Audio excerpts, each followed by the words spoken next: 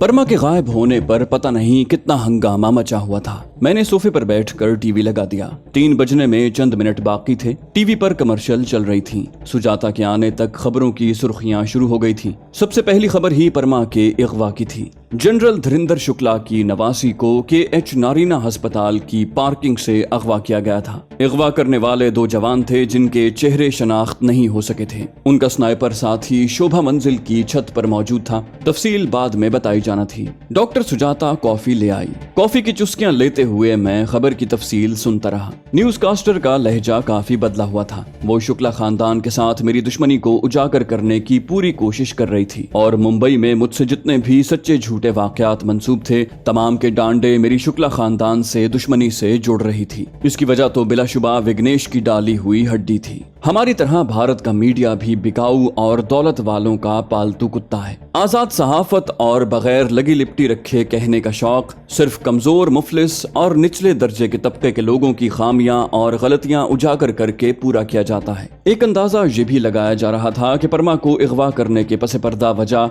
कत्ल से पहले उसकी इस्मत दरी करना थी ताकि शुक्ला खानदान की सुबकी की जा सके। परमा के जख्मी मुहाफिजों के अजसाम से SR1 की गोलियां बरामद हुई थी। अब माहिरीन ये जांच रहे थे कि आया शुक्ला के जिस्म से बरामद होने वाली और मुहाफिजों के जिस्म से निकलने वाली गोलियां एक राइफल से चलाई गई हैं या मुख्तलिफ राइफलें इस्तेमाल हुई हैं। इससे पहले मुंबई की एक कारोबारी शख्सियत राजेश गुप्ता उर्फ राजपूत को अगवा करते वक्त भी उसके मुहाफिजों पर इसी राइफल से गोलियां चलाई गई थी। धीरेंद्र शुक्ला से मेरी दुश्मनी की वजह बयान करते हुए धीरेंद्र शुक्ला की कश्मीर के महाज पर खिदमात और वहां दहशतगर्दों की सफ़े दरहम बरहम करने के कारनामों पर रोशनी डालते हुए मुझे उन्हीं दहशतगर्दों का साथी करार दिया गया था जो हुकूमत पाकिस्तान की ईमा पर भारत में मौजूद थे। विघ्नेश शुक्ला ने भी अपनी भांजी की बखैरियत वापसी का मुतालिबा करते हुए खदशा जाहिर किया था कि उसे मेरे इरादे खतरनाक लगते हैं और यकीन था कि मैं परमा को नुकसान पहुंचाऊंगा, क्योंकि धीरेंद्र शुक्ला को कॉल पर उसकी नवासी के बारे धमका भी चुका था। विघ्नेश ने यह भी बताया कि मेरी धमकी की वजह से उसने कई बार परमा को कॉलेज जाने से मना किया,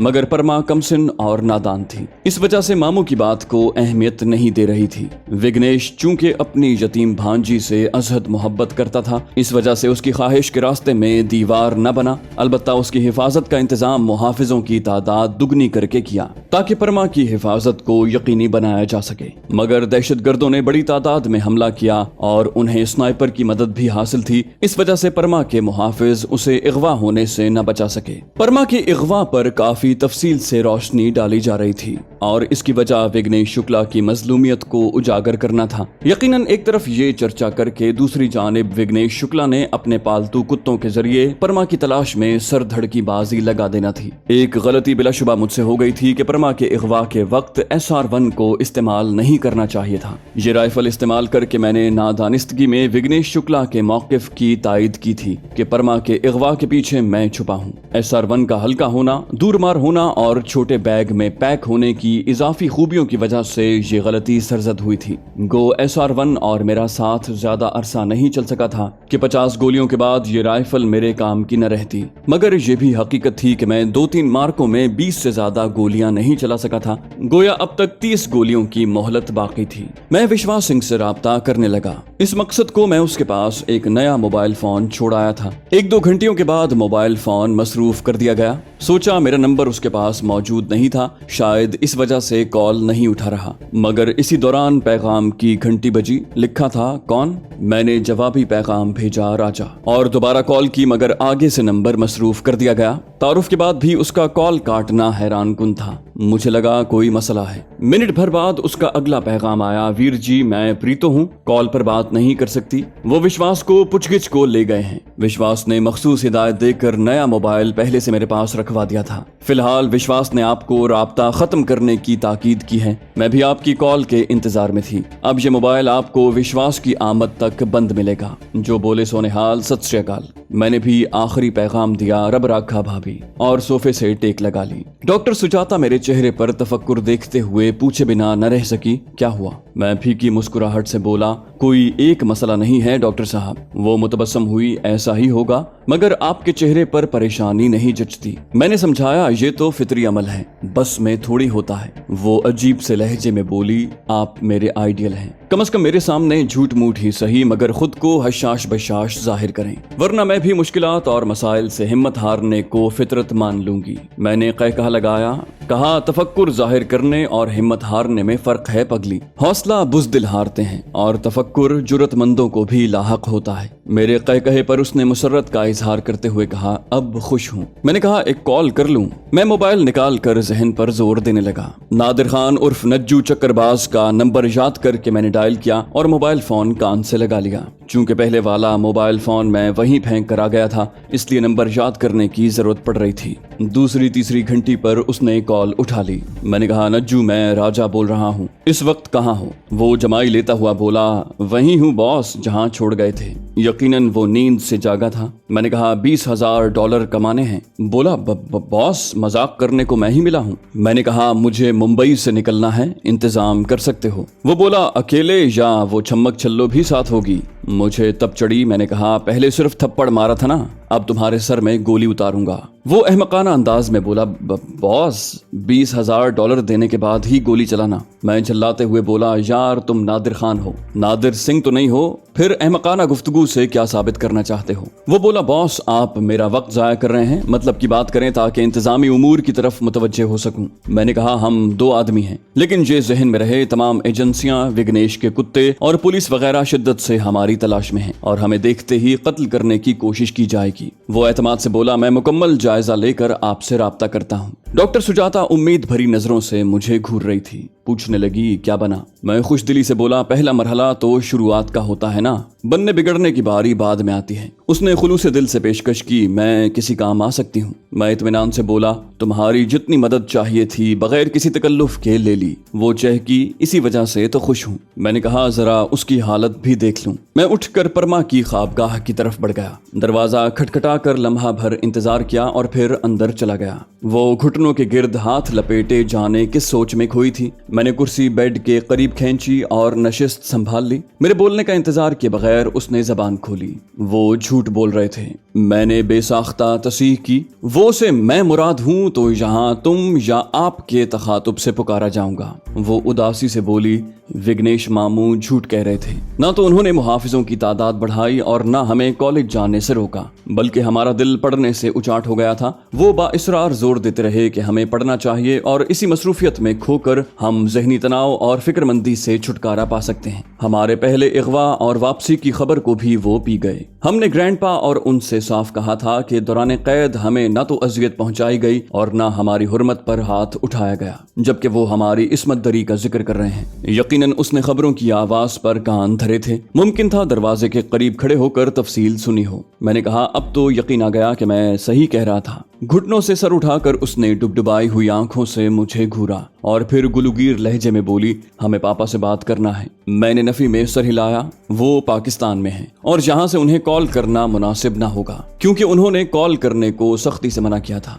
वो मछली बोली, तो हमें पाकिस्तान ले चलें। मैंने कहा, इसी कोशिश में लगा हूं। हमारे पीछे बहुत से लोग पड़े हैं। विघ्नेश सिर्फ अपने आदमियों पर इक्तिफा नहीं करेगा। किराए के कातिल और भाड़े के गुंडों की खिदमत हासिल करना उसके लिए चंदा दुश्वार नहीं होगा। मुझसे ज्यादा आपकी जान को खतरा है। उसके चेहरे पर जख्मी तबस्सुम उभरा। बोली, पहले यकीन नहीं आ रहा था, बेवकूफ है ना, पापा से बातचीत किए बगैर, उन्हें अपनी आंखों से जुर्म करता देखे बगैर इतना अरसा मसनूई नफरत की आग में जलते रहे। दिल कहता वो ऐसे नहीं हो सकते और हम कहते ऐसा ही होगा, क्योंकि सारे मुसलमान जालिम होते हैं और पाकिस्तानी तो हैं ही बेहिस और जालिम कौम। यादाश्त उनकी शफकतों और मोहब्बतों की तस्वीर दिखाती और हम उनके दुश्मनों की पेश की हुई सूरत आंखों के सामने रखते। गहरा सांस लेकर वो मेरी तरफ मुतवज्जे हुई। चंद शफाफ कतरे मुलायम गालों पर लुढ़के। उन्हें साफ किए बगैर वो ममनूनियत से बोली, शुक्रिया, हमें मरने से पहले हकायक से रूशनास करवा दिया। आप बहुत अच्छे हैं। मैं मज़ाहिया अंदाज में बोला, आप मुझ पर डोरे डाल रही हैं, लेकिन सॉरी, अब मैंने आपसे शादी का ख्याल दिल से निकाल दिया है। बेसाख्ता उसका मुतरन्नम कहा उभरा। आंखों में आंसू और लबों पर तबस्सुम यकीनन देखने के काबिल नजारा था। बोली, फिर इगवा क्यों किया? अब हमें मोहब्बत हुई तो आप भागने की फिक्र में हैं। वो मेरे मजाक पर महजूज हुई। मैंने कहा, बस ऐसे ही हंसती रहो। अंसारी साहब ने कहा था कि उनकी परी जब हंसती है तो फजा मुस्कुराने लगती है। यकीन मानो पहली बार पूरे माहौल को मुस्कुराता देख रहा हूँ। वो जिंदा दिली से बोली, ऊपर ऊपर से नजरअंदाज करने का दिखावा और अंदर से मुतासिर करने की कोशिश। ये नहीं चलेगा भाई। मैंने कहा लगाया। भूल गई क्या कहा था, मेरी जिंदगी में कोई और है। वो अचानक संजीदा होते हुए पूछने लगी, पापा का असल नाम फहीम असलम अंसारी है? मैंने कहा हाँ। बोली, हमें याद करते हैं। उसके लहजे में हसरत हिलकोरे ले रही थी। मैंने नफी में सर हिलाया। पगली, याद उन्हें किया जाता है जो भूल जाएं। उनकी हालत तो बकौल शायर ये है, मैं एक पल भी जो भूलूं तुम्हें तो मर जाऊं। तुम्हारी याद का पहरा है मेरे सांसों पर। यकीन मानो इस ओहदे के अफसर को पहली बार आंसू बहाते देखा है। पार्वती और परमा दो ऐसे नाम हैं जो वो बार बार जपते रहते हैं। अब उनकी गपशप, उनकी गुफ्तगू का मौजू, उनकी मालूमात, उनकी तरजीहात, उनकी सोचों का महवर और उनका सब कुछ पार्वती और परमा की यादें हैं।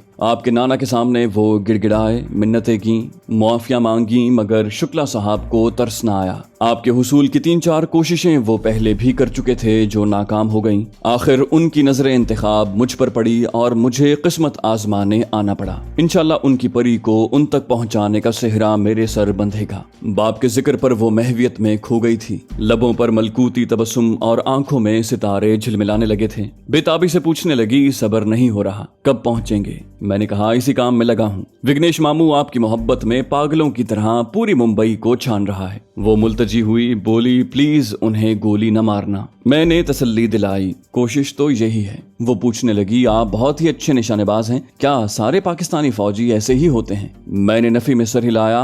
आम फौजियों और स्नाइपरों में फर्क होता है। अलबत्ता ये कह सकती हो कि पाकिस्तानी स्नाइपर ऐसे होते हैं। हुनकारा भरते हुए उसने इस बात में सर हिलाया।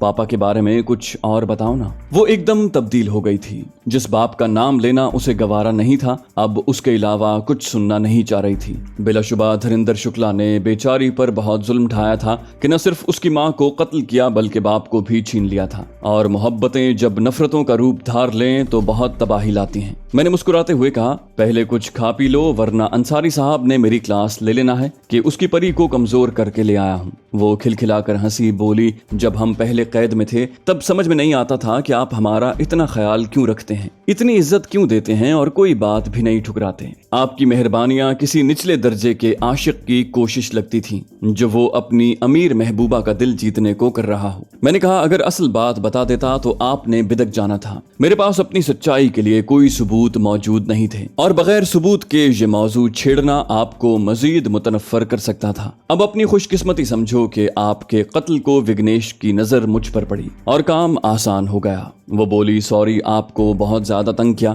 बुरा भला भी कहा और नफरत तो दिल खोल कर की। जरा सा तवक्कुफ करके उसने आंखें निकाली। बोली, कमी तो खैर आपने भी नहीं छोड़ी थी। सच में इतना डरा दिया था कि हम मसनूई तौर पर इज्जत करने पर मजबूर हो गए थे। मैं तुर्की बतुर्की बोला और मेरे सर में जग मारने का कारनामा भूल गई। वो खिलखिलाकर हंसी, बोली, उसके लिए भी सॉरी। अब कॉफी के साथ बर्गर और चिकन सैंडविचेस मंगवा लें, बहुत भूख महसूस हो रही है। और मैंने अस्बात में सर हिलाते हुए डॉक्टर सुजाता को आवाज दे दी। रात को मैंने ड्राइंग रूम में सोना पसंद किया था। डॉक्टर सुजाता ने काफी कोशिश की कि मैं ख्वाबगाह में लेट जाऊं, मगर मैंने इनकार कर दिया। परमा अकेले सोने की आदी थी, इसलिए उसके साथ डॉक्टर सुजाता को सुलाना नहीं बनता था और मैं ना तो डॉक्टर के साथ एक ख्वाबगाह में सो सकता था, ना उसे ड्राइंग रूम में सुलाना मुनासिब था कि सिन्फ़े नाजुक की बजाय खुद जोखम उठा लेना शेवाए मर्दानगी है। रात गए नज्जू की कॉल मिली। उसने मशवरा चाहने के अंदाज में पूछा, बॉस परसों की फ्लाइट कैसी रहेगी? मैंने हैरानी से पूछा, जहाज की सीटें करवा रहे हो? वो मुसमुसे अंदाज में बोला,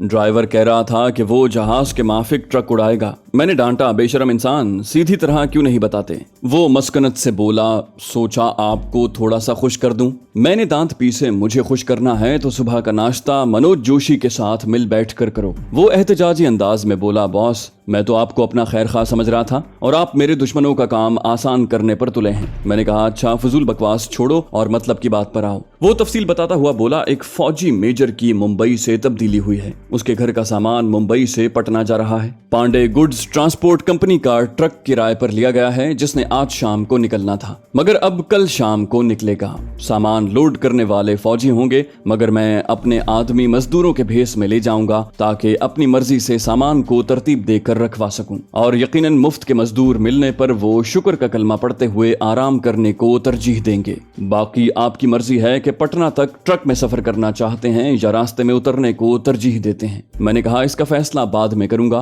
पहले मुंबई से निकला जाए। उसने मुझे मुआवजे की तरफ मुतवज्जे किया। बोला यकीनन अब नज्जू इनाम का हकदार बन गया है। मैंने कहा काम की तकमील से पहले ही तुम्हें मुआवजे की पड़ गई है। सुबह हनुमान जी टावर की पार्किंग में पहुंच जाना, तयशुदा मुआवजा मिल जाएगा। वो साफ गोई से बोला नज्जू एतबार तो किसी पर नहीं करता, मगर आपको आजमा चुका है। मैं तंजिया लहजे में बोला हाँ, खुद चक्करबाजियां करने वाला दूसरों को भी ऐसा ही समझता है। वो शाकी हुआ बॉस, नज्जू की चक्करबाजी मतलब के हुसूल को होती है, ना कि अपने ग्राहकों को धोखा देने के लिए। मैं मामलात में बिल्कुल खरा हूँ, वरना आपकी खबर देने का इनाम 50 लाख तक पहुंच गया है और बताने वाले का नाम भी सीगा राज में रखे जाने का वादा किया जा रहा है। मुझे अच्छा खासा झटका लगा था। बिलाशुबा इनाम की ये रकम मेरे लिए नहीं, परमा के हुसूल की खातिर ऐलान की गई थी। विघ्नेश शुक्ला दौलत और जायदाद के लालच में अंधा हो गया था। परमा की खुशकिस्मती थी या शायद अंसारी साहब की मना जाते थी कि मुझे न सिर्फ बर वक्त पता चल गया था, बल्कि उसे कत्ल करवाने को मेरी ही खिदमात लेने की कोशिश की गई थी।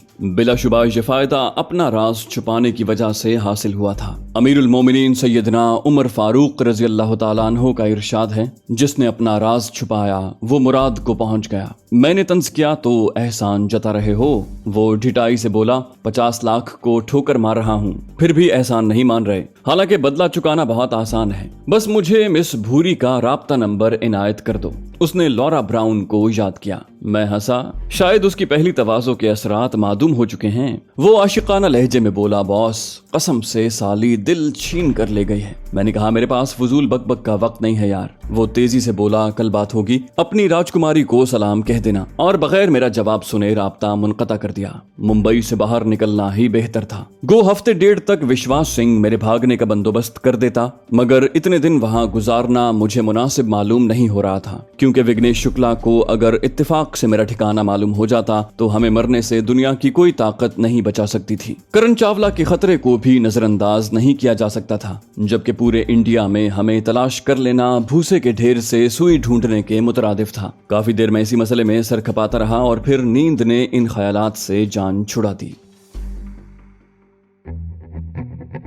दूसरे दिन सुबह सवेरे ही नज्जू की कॉल आ गई थी। वो पार्किंग में मेरा मुंतजिर था। उसे मिलकर मुआवजे की अदायगी की। वहीं खड़े खड़े चंद जरूरी बातें हुई और मैं वापस आ गया। वापसी पर डॉक्टर सुजाता जागती हुई मिली। नाश्ता वगैरह इकट्ठे करके मैंने उसे जबरदस्ती अस्पताल भेज दिया था ताकि उसकी रोजमर्रा मुतासिर न हो। फ्लैट भी बाहर से कुफल करने का कह दिया था। परमा डॉक्टर सुजाता के लैपटॉप पर रात गए तक फिल्में देखती रही, इसलिए काफी देर से उठी। ताजा दम होकर वो खुद बावर्ची खाने में घुस गई थी। मैं भी पीछे चला गया कि नाजों में पली अमीरजादी को जाने नाश्ता बनाना आता भी था या नहीं। मुझे देखकर वो खुशदिली से बोली, शुक्रिया कि आप आ गए, वरना हमारा कॉफी न बनाने का रिकॉर्ड टूट जाता। रिकॉर्ड तो खैर जरूर टूटेगा, क्योंकि मैं चाय या कॉफी बनाने का तरीका सिखाऊंगा, खुद बनाकर नहीं दूंगा। उसने मुंह बनाया। बोली हम बच्चे नहीं हैं कि तरीका नहीं पता। मैंने कहा फिर भी पहली बार कोई काम करते वक्त रहनुमा की जरूरत से इनकार नहीं किया जा सकता। वो उदास हो गई। बोली मजाक कर रहे थे, वरना पापा सिर्फ हमारे हाथ की बनी कॉफी पीते थे।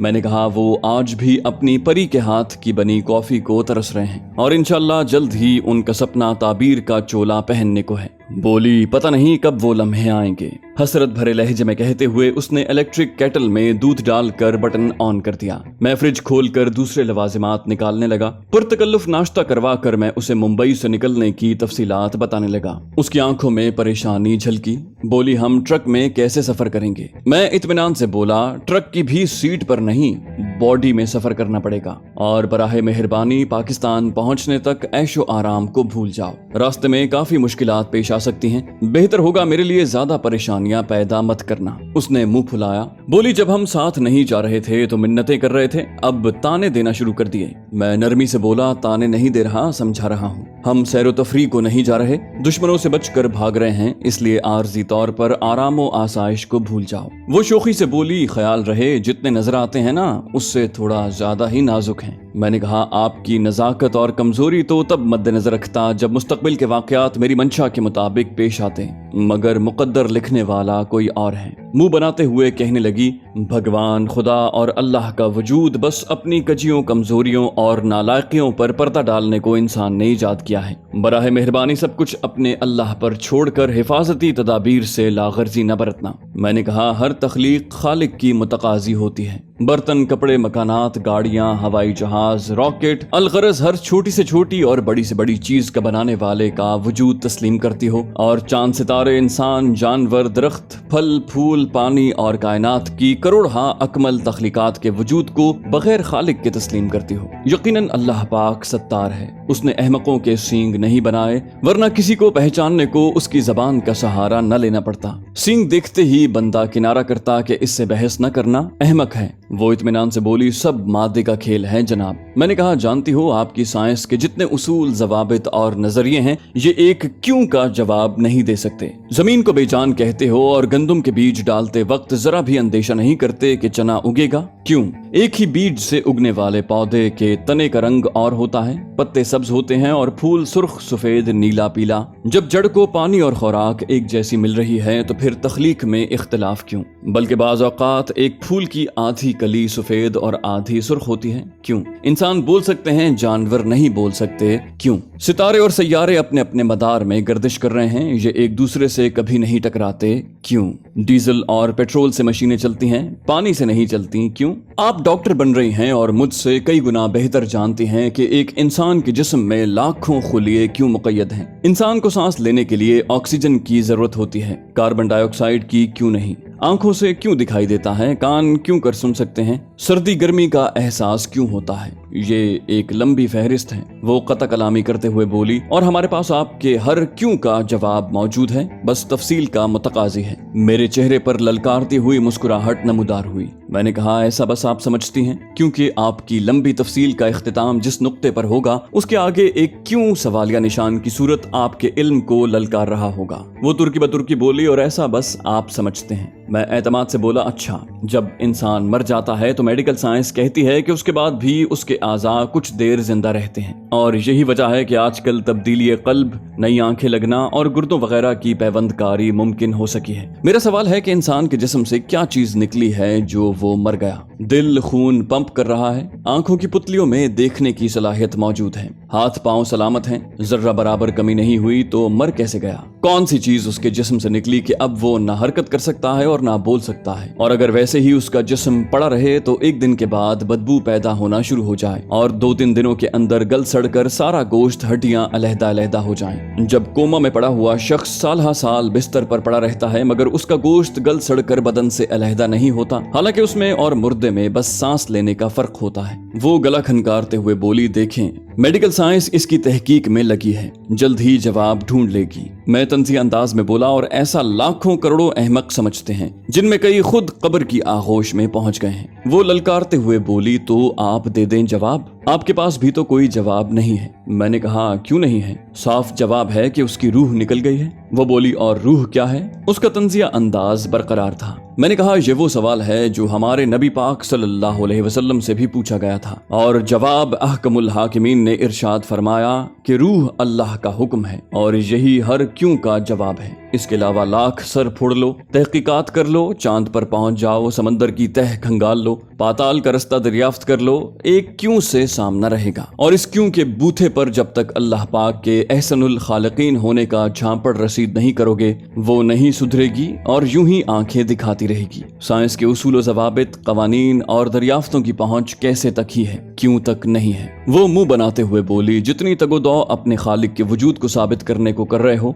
इससे आधी कोशिश भी आगे के सफर को आसान करने की करते तो आपके प्यारे कमांडर की लाडली बेटी यानी माँ बदौलत जोखम उठाने से बच जाती। मैंने कहा, एक बात याद रहे, हकीकी मुसलमान दुनियावी असबाब को कभी भी गैर अहम या फजूल नहीं जानता। अपने मकसद के हुसूल के लिए पूरी कोशिश करता है, चाहे दुनिया हो या आखिरत। उसके लिए तकदीर पर भरोसा करने पर इक्तिफा नहीं करता, बल्कि अपनी मुकम्मल ताकत, वसाइल और सलाहियतें इस्तेमाल करने के बाद नताइज अल्लाह पाक पर छोड़ देता है। हमारे कुरान में बिल्कुल वाज़ेह इरशाद हुआ है, लैसा लिल इंसान इल्ला मा सआ। इंसान को उतना ही मिलता है जितनी वो कोशिश करता है, इसलिए बेफिक्र रहो, अपनी कोशिश मुकम्मल करूंगा। वो जान छुड़ाते हुए बोली, हमारा कद 5 फुट 2 इंच है और आपकी बातों की ऊंचाई कम से कम 5.5 फुट होगी। साफ कहें तो सारी बातें हमारे सर के ऊपर से गुजर गई हैं। मैंने कहकहा लगाया, अगर मेज पर खड़े होकर सुन लेती तो सारी बात समझ में आ जाती। उसने पेशकश की, अगर पैसों की कमी आड़े आ रही है तो हमारे अकाउंट में काफी रकम मौजूद है।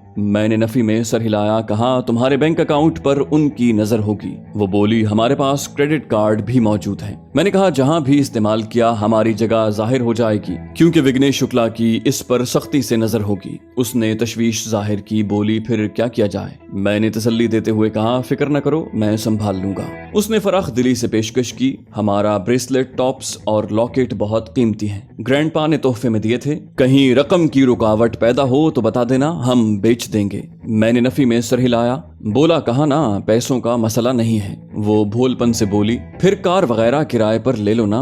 मैंने कहा मेरा ख्याल है हवाई जहाज ज्यादा मुनासिब रहेगा। वो खुशी से चहकी, बोली ये ठीक है, और खर्चे की फिक्र न करो, हम पापा से लेकर एक एक पाई अदा कर देंगे। मैंने कहा ना भाई, उधार नहीं चलेगा। खुद को संजीदा जाहिर करते हुए मैंने नफी में सर हिलाया, पहले भी आप पर काफी खर्च कर चुका हूँ, जिसकी वापसी का भी वादा हुआ था, वो रकम मिली नहीं और मजीद खर्चा। वो तुनक मिजाजी से बोली वो भी दे देंगे, कहीं भागे नहीं जा रहे। अगर यकीन नहीं आ रहा तो हमारा लॉकेट गिरवी रख लो। मैं मुतबस्सम हुआ, जानती हो ट्रक के इंतजाम पर कितने पैसे खर्च हुए हैं। उसने मुंह बसोरा, बोली 1000-1500 ही लिए होंगे ना। मैंने धमाका किया, हाँ $20,000। वो हकलाई, क्या इतने की तो बेहतरीन कार खरीदी जा सकती है। मैंने कहा मसला किराए का नहीं, छुप कर निकलने का है मोहतरमा। वो बोली फिर भी ये बहुत ज्यादा है। मैंने कहा और आपकी जान कितनी कीमती है, इस बारे में अंसारी साहब ही बता सकते हैं। उसने पूछा ये पैसे पापा ने दिए थे। मैं इत्मीनान से बोला मुजरिमों का माल है जो मुजरिमों को लौटा रहा हूँ।